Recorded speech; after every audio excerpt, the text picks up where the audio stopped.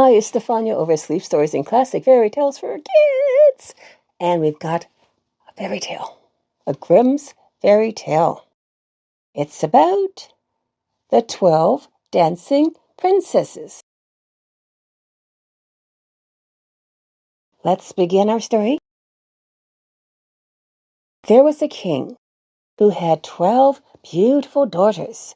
They slept in 12 beds, all in one room, and when they went to bed, the doors were shut and locked up.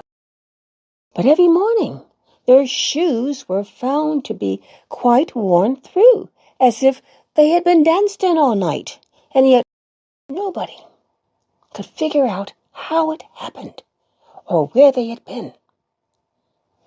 Then the king made it known to all the land that if any person could discover the secret and find out where it was the princesses danced in the night, he should have the one he liked best for his wife, and should be king after his death. But whoever tried and did not succeed, after 3 days and nights, should be put to death. A king's son came. He was well entertained, and in the evening was taken to the chamber next to the one where the princesses lay in their 12 beds. There he was to sit and watch where they went to dance. And in order that nothing might pass without his hearing it, the door of his chamber was left open. But the king's son soon fell asleep, and when he woke in the morning, he found that the princesses had all been dancing, for the soles of their shoes were full of holes. The same thing happened the second and the third night, so the king ordered his head to be cut off. After him came several others, but they all had the same luck, and all lost their lives in the same manner. Now, it chanced that an old soldier, who had been wounded in battle and could fight no longer, passed through the country where this king reigned, and he was traveling through a wood, and he met an old woman, who asked him where he was going. "I hardly know where I'm going, or what I had better do," said the soldier, "but I think I should like very much to find out where it is that the princesses dance, and then in time I might be king." "Well," said the old dame, "that is no very hard task. Only take care not to drink any of the wine which one of the princesses will bring to you in the evening, and as soon as she leaves, you pretend to be fast asleep." Then she gave him a cloak and said, "As soon as you put that on, you will become invisible, and you will then be able to follow the princesses wherever they go." When the soldier heard all this good counsel, he determined to try his luck. So he went to the king and said he was willing to undertake the task.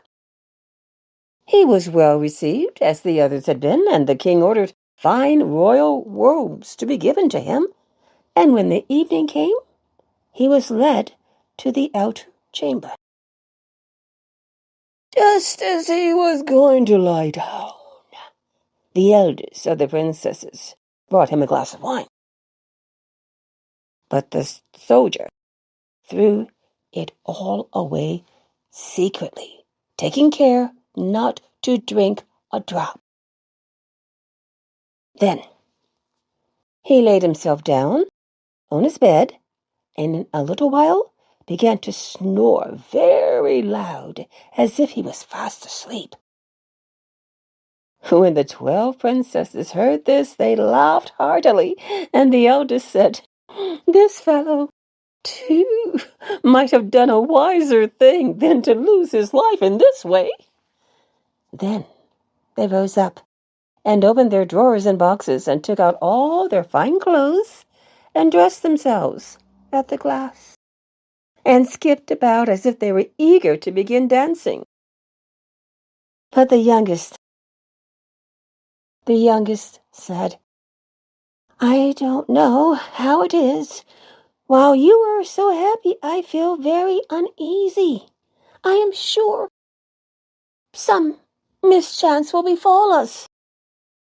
"You simpleton," said the eldest. "You are always afraid?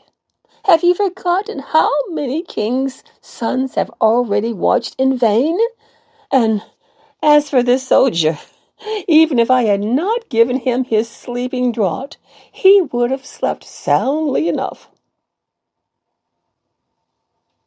When they were all ready, they went and looked at the soldier. But he snored on and did not stir hand or foot. So they thought they were quite safe.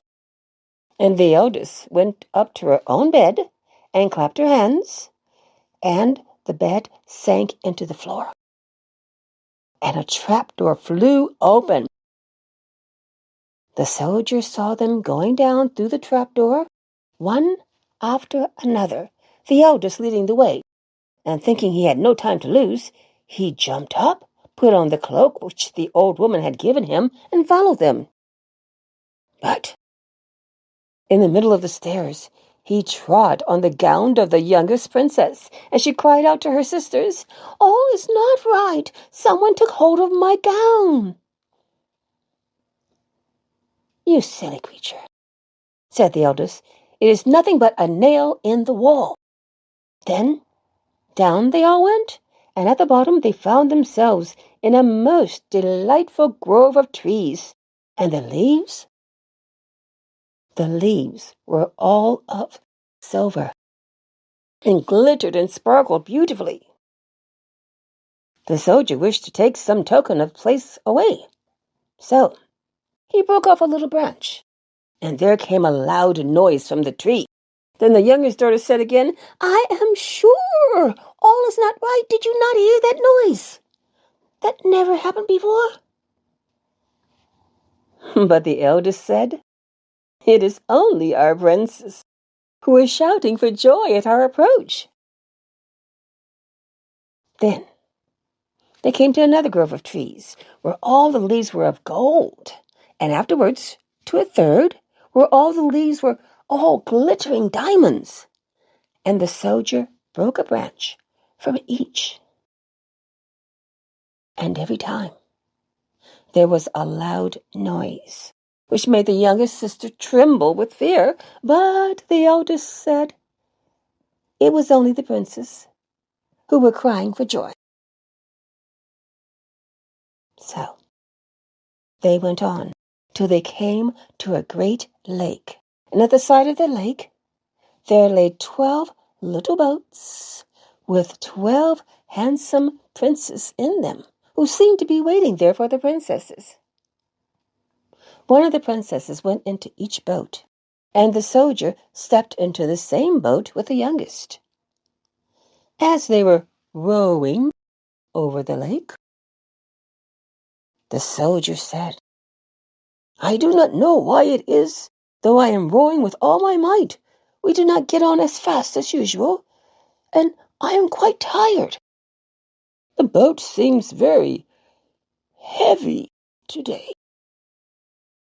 "It is only the heat of the weather," said the princess. "I feel it very warm, too." On the other side of the lake stood a fine, illuminated castle, from which came the merry music of horns and trumpets. There they all landed and went into the castle, and each prince danced with his princess. And the soldier, who was all the time invisible, danced with them too. And when any of the princesses had a cup of wine set by her, he drank it all up, so that when she put the cup to her mouth, it was empty. At this, too, the younger sister was terribly frightened, but the eldest always silenced her. They danced on till 3 o'clock in the morning, and then all his shoes were worn out, so they were obliged to leave off. The princes rowed them back again over the lake, but this time the soldier placed himself in the boat with the eldest princess. And on the opposite shore they took leave of each other, the princesses promising to come again the next night. When they came to the stairs, the soldier ran on before the princesses and laid himself down, and as the 12 sisters slowly came up, very much tired, they heard him snoring in his bed. So they said, "Now all is quite safe." Then they undressed themselves, put away their fine clothes, pulled off their shoes, and went to bed. In the morning, the soldier said nothing about what happened, but determined to see more of the strange adventure, went again on the second and third night. And everything happened just as before. The princesses danced each time till their shoes were worn to pieces, and then returned home. However, on the third night, the soldier carried away one of the golden cups as a token of where he had been. And as soon as the time came when he was to declare the secret, he was taken before the king with the 3 branches and the golden cup. And the 12 princesses stood listening behind the door to hear what he would say. And when the king asked him, "Where do my daughters dance at night?" he answered, "With 12 princes in a castle under the ground." And then he told the king all that happened, and showed him the 3 branches and the golden cup which he had brought with him. Then the king called for the princesses and asked them whether what the soldier said was true. And when they saw that they were discovered and that it was of no use to deny what had happened, they confessed it all. And the king asked the soldier which of them he would choose for a wife. And he answered, "I am not very young, so I will have the eldest." And they were married that very day. And the soldier was chosen to be the king's heir.